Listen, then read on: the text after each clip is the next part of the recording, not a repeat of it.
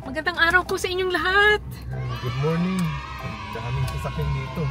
Alright. Kamusta kayong lahat? Maraming salamat po sa panonood nyo ng aming mga vlog. Wow! And you know what, June? Oh. It's the best time for us to congratulate all the Filipino athletes. Paris Olympics 2024. Yung mga nanalo. Sino ba?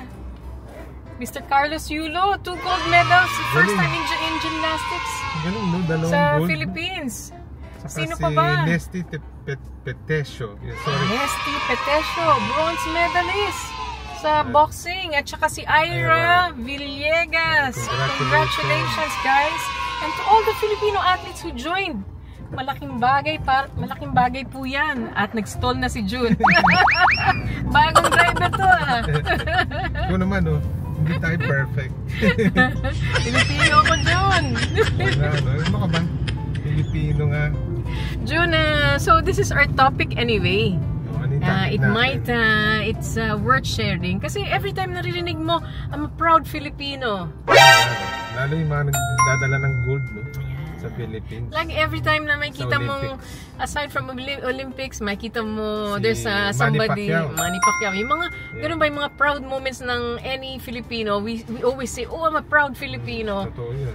Diba? Which is true, we are a proud Filipino. Pero sabi nga ni June, are we still a proud Filipino kasi kami, ano ba? British citizen? British citizen? Oo naman, no? Ano ka ba? Very much so. Galing.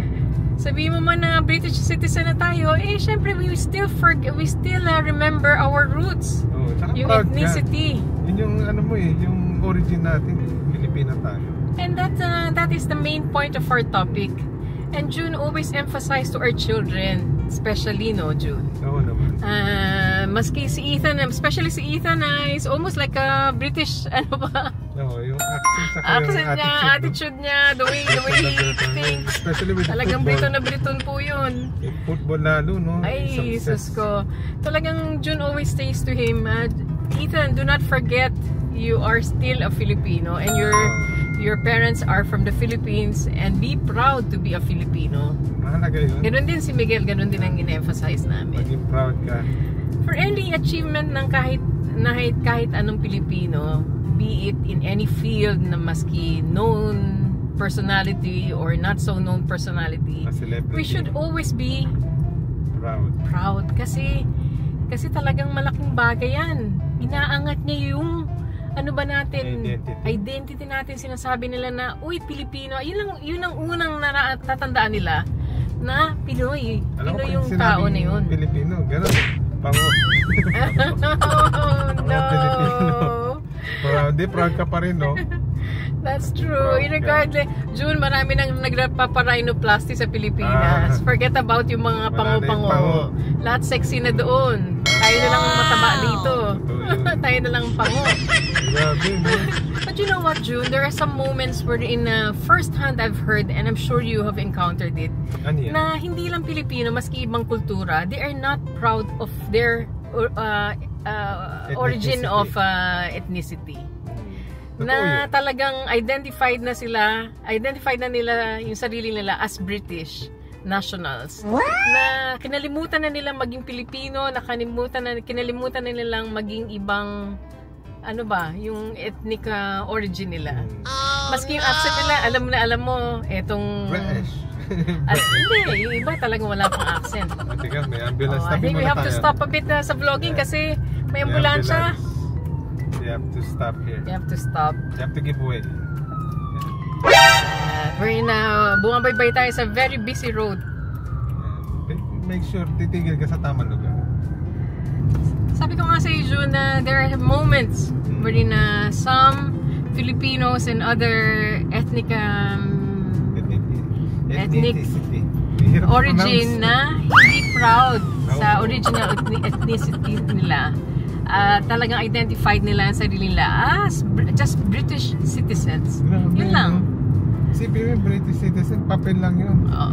Iba yung talagang isang papel lang anak, saka lumaki. Pero syempre we are proud British citizens. Oo naman, proud talagang British. Love na love namin na itong bansang ito. Tsaka proud ka rin, naging Pilipino. Kasi doon tayo nagaling. Pero, because you know what, based from experience, merong isang moment na tinanong yung kasamahan ko. Base experience mo. This was years ago, really years ago. And she just came back from her travel in Thailand. And pinagkumpara, tinanong siya, if you were to visit sa Pilipinas, would you recommend it? Sabi niya, no. Hindi niya, wala ka makikita doon. Ayun yung sinabi niya. Opinion niya yun. Yung opinion niya yun. And yet, kasi nga, galing naman siya recently sa Thailand. At hindi natin siguro masisisi kasi sa kanya, from her point of view, galing pa lang siya dun sa pagbisita niya at maganda talaga yung Thailand. At saka Thailand is really, mas develop sila siguro sa tourist. Mas marunong sila mag-cater sa tourist. Pero I'm not saying Philippines isn't, but yung Pilipinas naman, I'm so proud. Kung ako yung tinanong, sasabihin ko, yes, do visit the Philippines kasi ang daming lugar na pwede mong bisitahin. Totoo. In fact, some of it are just, hindi pa bombarded ng tourists siguro, no? Hindi pa na-develop, no? Maraming di na-develop. At minsan yun yung mga hinahanap ng mga tourists, yung mga hindi pa ganun ka-develop na overcrowded. Katulad Siargao, no? Sobrang develop yun. At saka Boracay. Yan, siyempre may mga lugar na hindi pa nila nakikita. Hindi pa na-develop. At ganun din, itong Pilipina na to at saka yung isang kasamahan ko na hindi ko na sasabihin kung anong nationality. One time tinanong ko sila, how do you identify yourselves? Sabi nila talagang British. What? Na-identify, which is true, British citizen naman sila, but they never identify themselves anymore as Filipinos or this kind of country wherever she came from. Tsaka minsan pag nakausap mo, ayaw na mag-Tagalog. Ganun talaga, may ibang Pilipino talaga, kayong dalawa lang gusto pang English lang talaga. English, no? At yung iba talagang binibigyan ka pa ng accent. Yun nga British. British talaga. British. Pero ganun talaga, June, because it's part of their personality already. I think in due time, as you live here, as you get old, you don't care. Sa amin naman, wala na kami pakialam. May accent pa, walang accent. I'm happy for as long as yung English ko naman ay naiintindihan ng mga kasamahan ko. That's the main point. But going back, what makes them unhappy to be not proud to be Filipinos or whatever country they originally from? Siguro they had bad experience sa Philippines.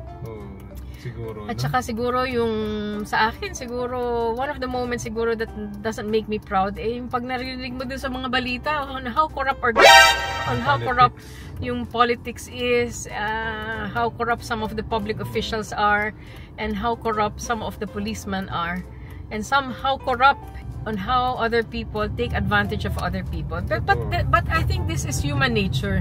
It isn't just towards one ethnic race. Pero sa tingin ko, yun yung siguro yung mga not so proud moments, at saka siguro yun yung dahilan kung bakit I cannot even identify myself as Filipino. Kasi nangyayari sa mga nangyayari. Oo, yung mga bad publicity. Sobrang hindi nangyayari sa Philippines. Just and maybe next time, June, we can expound as well kasi there was a moment wherein one of my previous colleague went to the Philippines. And he still travels to the Philippines. Alang nakakahiya po talaga doon. Ito pong tao na to, he likes visiting yung mga red light district. Yung mga like Olongapo area, doon siya pumunta. At masama nun, nag-video siya, dinala niya yung video at pinapakita niya doon sa mga kasamahan namin.